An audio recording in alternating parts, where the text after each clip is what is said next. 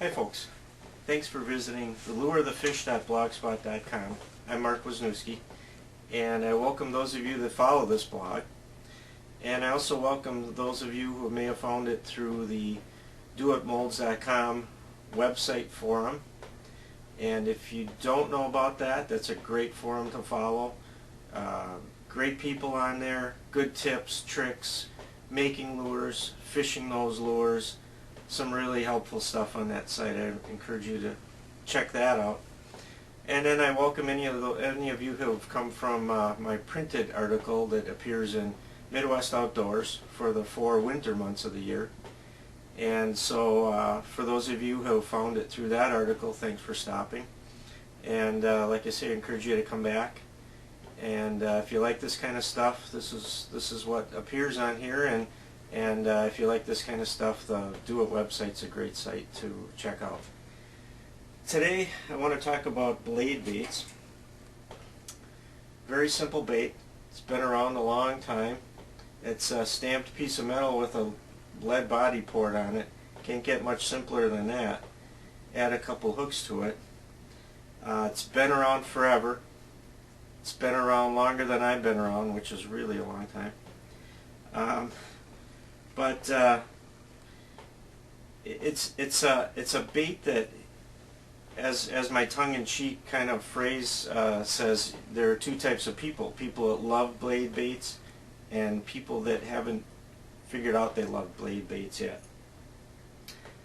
Been around for 50 plus years, 60 years maybe, I don't know how long. The first, everybody probably knows the head and sonar. That's probably the first one that a lot of people had years ago. I'm one of them. I had one probably when I was 10 years old and didn't know what to do with it, I'll be honest with you. It was a unique lure, and it's heavier than anything I ever had, and wasn't quite sure what to do with it. I'd toss it once in a while and pray that I didn't snag it, because I just wasn't using it in the right spot and in the right application, and I know I wasn't fishing it right. And it probably took me into my mid-20s before I figured out really how to fish a blade bait well.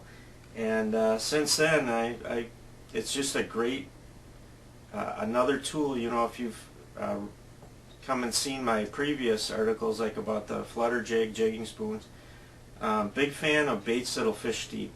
And that's because, as much as I'd like to catch a fish on a topwater, topwater plug or whatever buzz bait, those opportunities are great, but day in and day out, I really believe that bigger fish and more numbers are probably found in deeper water than it is in water less than 10 feet. And that's where this bait really falls in. It's really for 10 feet down to, I don't know, 30 feet you can fish this bait. And I know there's a lot of crankbaits and stuff like that out there that will achieve 12, 14, 16, 18 feet. The distance that bait is really in that deep water strike zone is very small. Whereas opposed to a blade bait, it's in that deep water zone, I would say 95% of your cast. So it's a very efficient tool for fishing deep. Walleye fishermen use them a lot. Bass fishermen, I mean, in the middle south, impoundments and reservoirs, this is the bait, and guys grow up fishing these things. So throughout the Midwest, great walleye bait, bass bait. At Great Lakes, it's a great trout and salmon bait.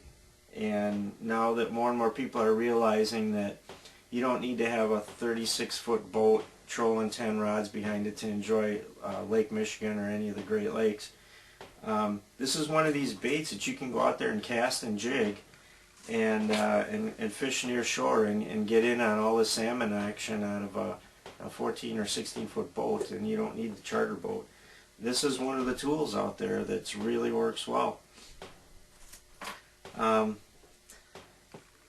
Ironically, it's one of the baits, smallmouth guys will tell you that this is probably one of their best baits, and specifically in the deep impoundments, Great Lakes, Sturgeon Bay, Door County, Lake Erie.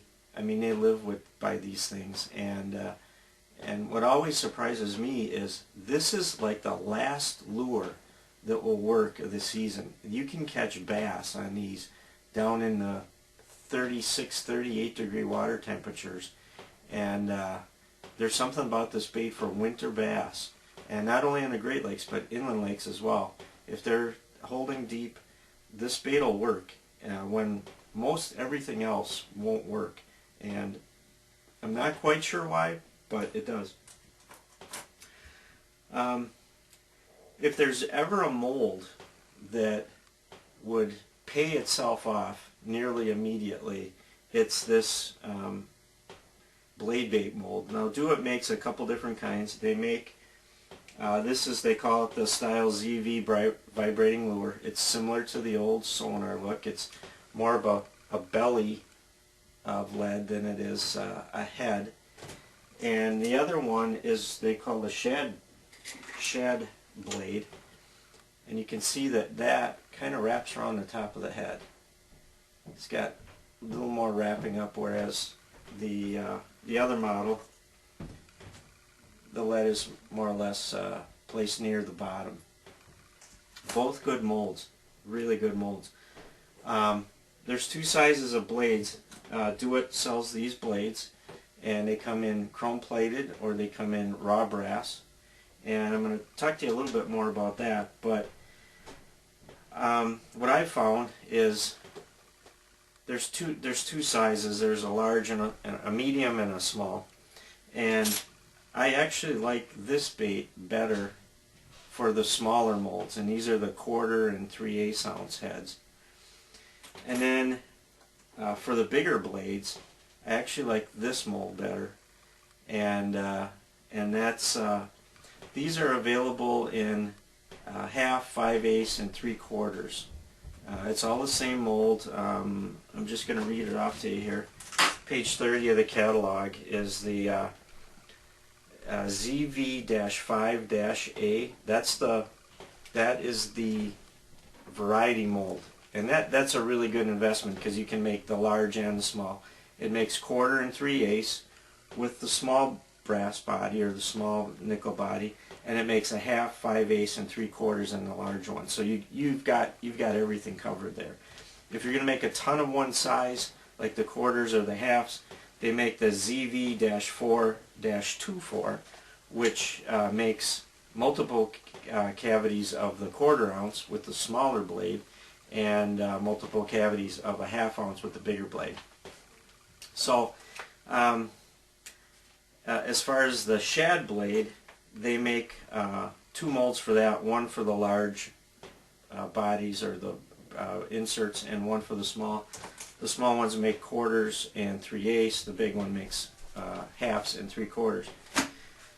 Generally, I'm using a lot of 1/2s. I use a lot of 1/2s, and down to about 20 feet 1/2s work great.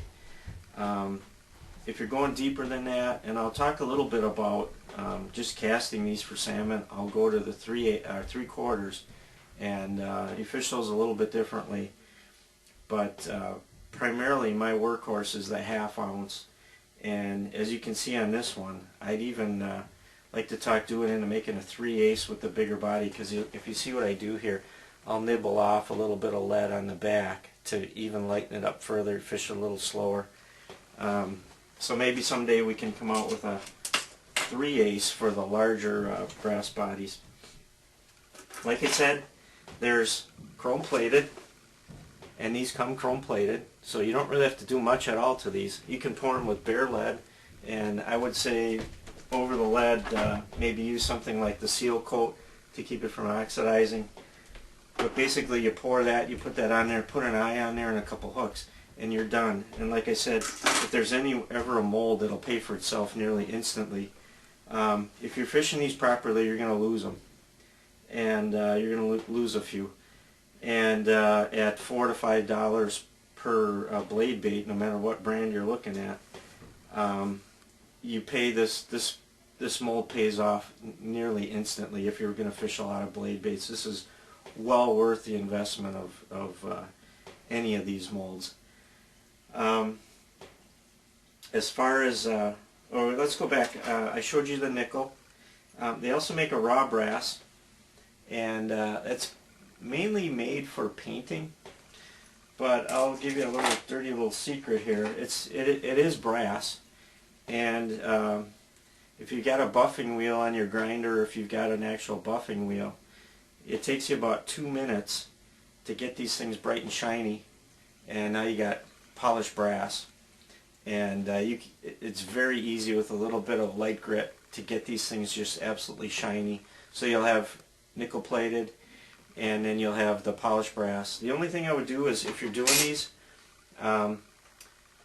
polish them, pour the head on them, and then to keep the brass from going bad, I'll use like a clear lacquer, and maybe a couple coats of clear lacquer, and they'll stay shiny like this until you lose them.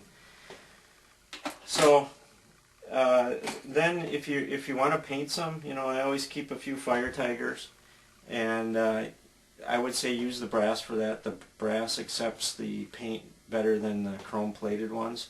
So if you're just going to paint them, the brass ones are a little bit cheaper. Use the brass. Hit them with a primer, and then you paint whatever you want. I put a little clear top coat over them. Same thing. The Component Systems clear coat. It keeps the paint on them a little bit longer. I always like Fire Tiger. Some of the new powder paints. This is the Alewife. It's got a little purple tint to it. Excellent color. And then it's hard to beat, whether you're Great Lakes or any kind of shad situation. Pearl white. It's so simple to paint up, and it's very effective. There's gobies everywhere in the Great Lakes, and I kind of fell upon this just playing around, but this is a brass body, and it's just dipped in watermelon powder paint, and it doesn't look like much. It actually looks kind of nasty, except it looks just like a goby. It's got just enough shine on it to look like a goby. The brass is showing through the watermelon paint a little bit, kind of stuck on the head more than it did the blade.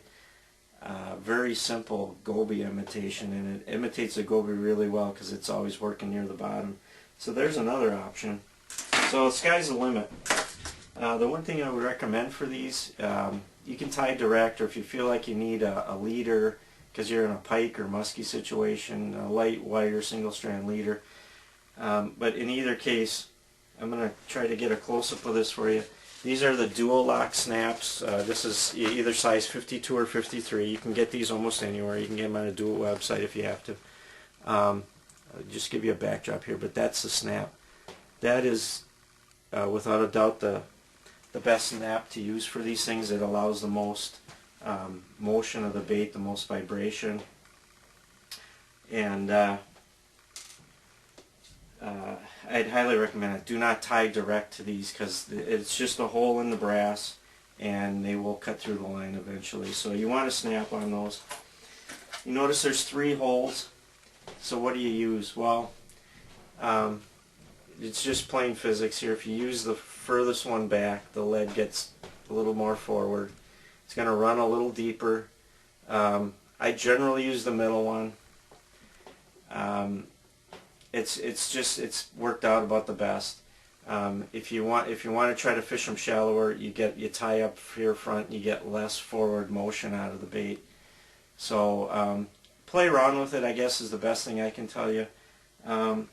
And what works on this mold is completely different than what works on the shad blade mold. So you got to play with them, see what works best for you. You get a little more action out of some of the holes.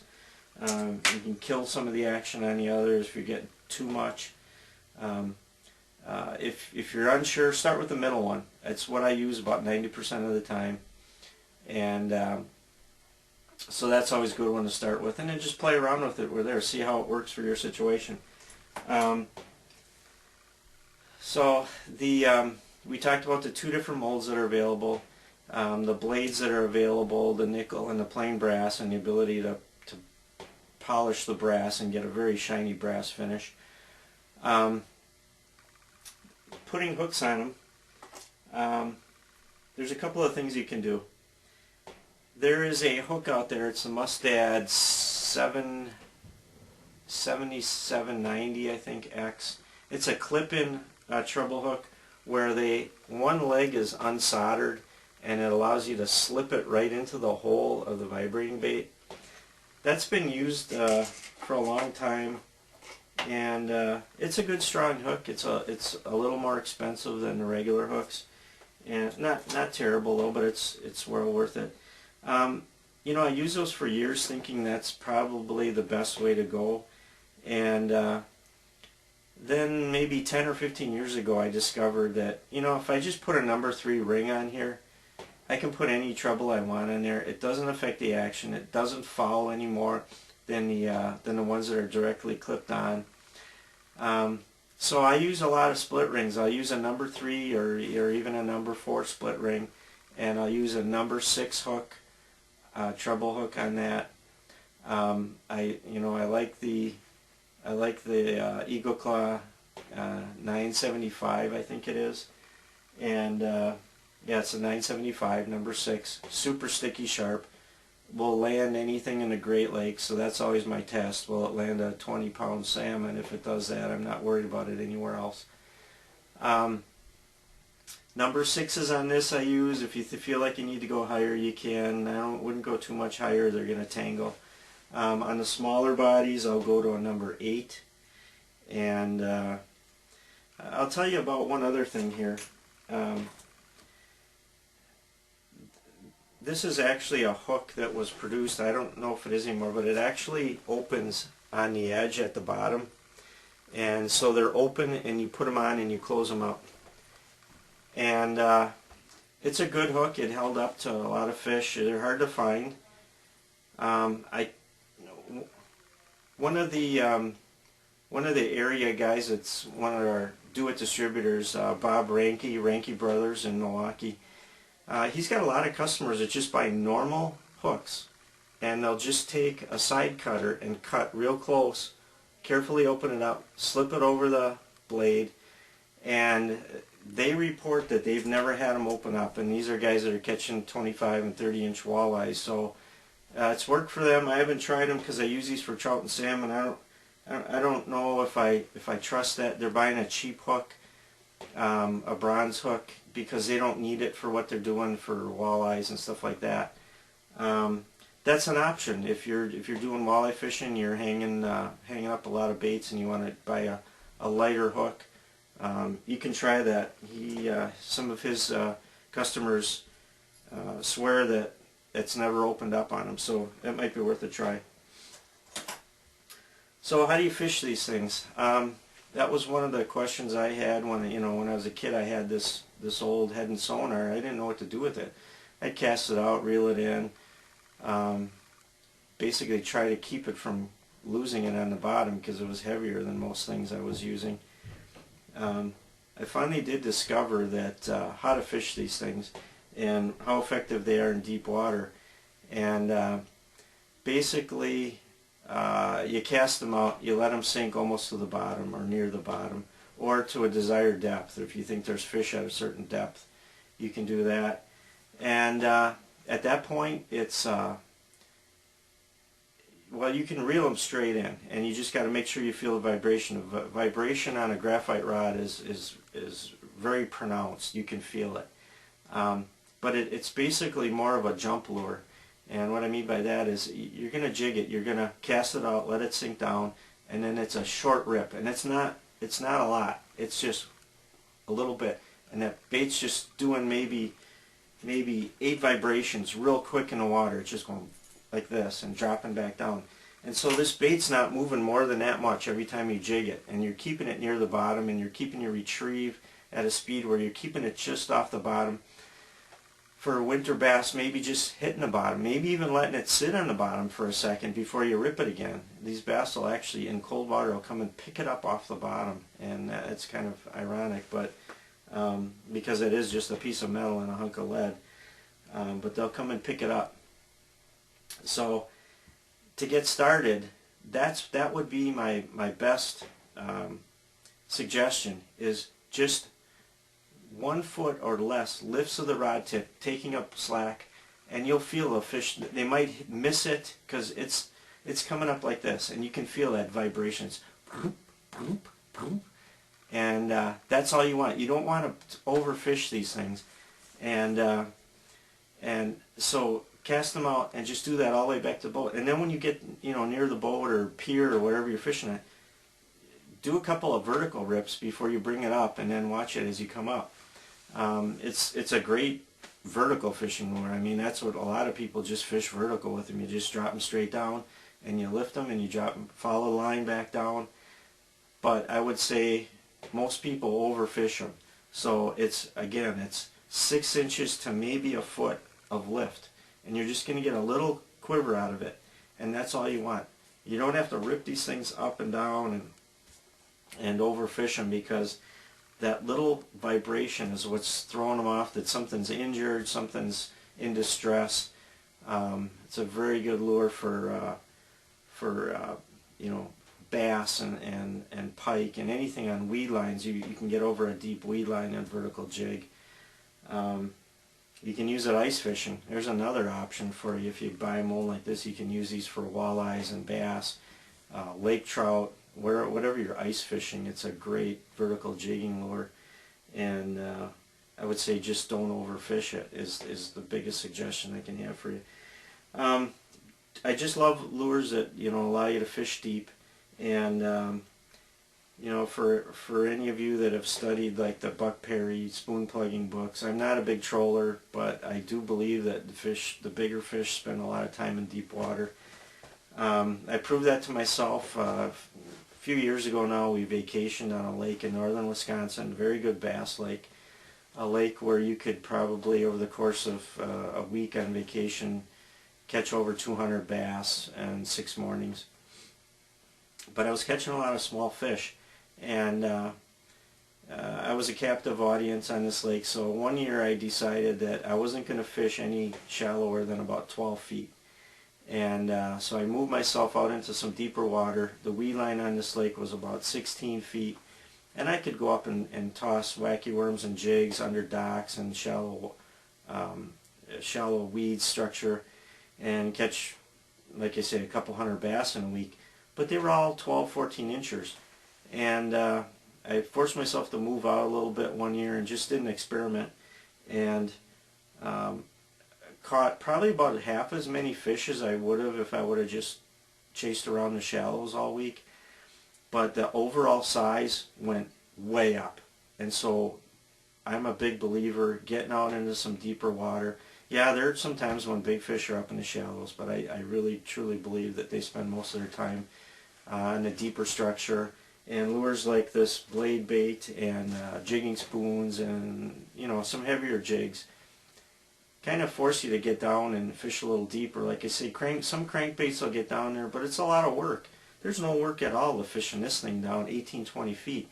If you cranked, like a man's 20 plus or something all week, well, your forearm would be aching. This is effortless. You could do this, 12 hours a day and not feel a thing, and have that lure in the deep water zone all the time. And like I say, by moving out, all of a sudden I'm getting in a 3.5, 4, 4.5, 5 pound bass. All of a sudden this lake has very few walleyes. I got a 28 inch walleye out of this lake, which resort guys said maybe biggest walleye he's ever heard of out of that lake. Started getting some pike by accident, and it was all just by forcing myself, get out a little deeper, fish some baits like jigging spoons, sonars, deep swim baits, things like that in deeper water. So this is one of those baits that'll just force you to get out a little deeper. You're going to find some bigger fish, and I think it's going to pay off for you. We can talk about it all we want here, but I'd like to take you out on the water and just show you, give you a quick look at what it looks like to fish these things. The technique I'm talking about is just ripping it 6 to 12 inches, and so I hope you try these out if you haven't already. If you're a blade bait fisherman, I'm just preaching to the choir here, but if you haven't tried these and you haven't really forced yourself to sit down and fish a bait like this until you figure out how to use it, you're missing a boat. This is a bait you need to have in your arsenal, because this, from all of the freshwater species, Great Lakes, heck, you can take these off a pier in Florida, and let's face it, it looks like everything they eat. And Spanish mackerel, Jack Crevalle, anything that's hanging around the piers, ladyfish. I'm trying to think of what else I caught on here. But they love these things too, and it lets you fish. A lot of these piers are deep, and if you're vacationing down there and you get on one of these fishing piers, there's deep water out there, and this will work the bottom. And this looks like everything they eat, so keep that in mind too. But let's get out on the water, and I'll just show you a little bit. And thanks for stopping by. And we'll have other stuff coming up soon, but let's go out and fish these a little bit. Thanks. Hi folks, we're out in the field now, and I want to show you a little bit how to work these baits. I think a lot of people either love a blade bait or they haven't figured out how to fish it, because it's a really effective bait for fishing deep water. It's as effective as a crankbait, and it'll fish down 20-30 feet if you need it to. So I just wanted to bring you out in the field and just show you how I work this, because I think a lot of people don't really have an idea of how to properly work it. So basically what I do, I got the 1/2 ounce model here. I painted pearl white, and we're going to toss it out and let it sink to whatever depth you want it. Here I'm going to get pretty close to the bottom. Another beauty of it is you can cast them a mile, so you can really work a lot of water with it. I'm letting it sink all the way down, and as soon as the line goes slack and I know it's on the bottom, I'm going to just lift it about a foot and just pop it. Just pop, pop. And every time I do that, it's coming up like this. And that's all you want. You don't have to overfish it. It's just pop, pop, and you just continue that. 1/2 to 1 turn at a time, all the way back. And whether that's the boat or the shore or the pier or whatever it is, and every once in a while let it reestablish the bottom. But if you're doing this, you're really staying pretty deep on this, and that's all you're doing. For casting, you can easily work 25-30 feet deep casting on this, and the hits will come anytime. They could come on the pause, they could come when you're ripping it up. A lot of times you'll feel a little bump, and then the next time you pump it, you'll feel a hit. So they'll chase it, they'll hit it, and then they'll grab it. The other way to fish a bait like this, when it gets close, you can fish it vertically. And what I mean like that, you can just lift it and drop it back down, and it's just doing one of these. And it works very well as that. You can use it ice fishing. You can just fish it vertically under a boat. But even when you're casting it, it doesn't hurt to do a couple vertical rips before you bring it up. But it's a bait that's very effective for any kind of fish in deep water. Casts a mile, covers a ton of water.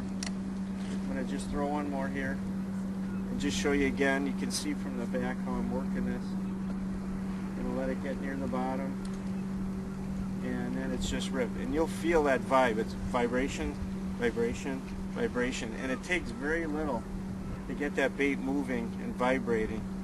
And that's all you want. You just want it to like that, and it just gives the impression of a fleeing or injured bait fish, and that's really all there is to it. It's just short little 1-foot flicks at a time. One interesting thing about this, you can catch bass through the winter on something like this. If you're in open water, there's really a good cold weather bass bait. It's a good bait for Great Lakes trout and salmon. Walleyes, it's an excellent bait. White bass, smallmouth bass love it. And it's, like I say, it'll work down when the water's in the 30s. So give blade baits a try. You know, I say there's two kinds of people that love blade baits and people who haven't figured out they love blade baits yet. So give them a try, and thanks for stopping at www.thelureofthefish.blogspot.com. Thanks.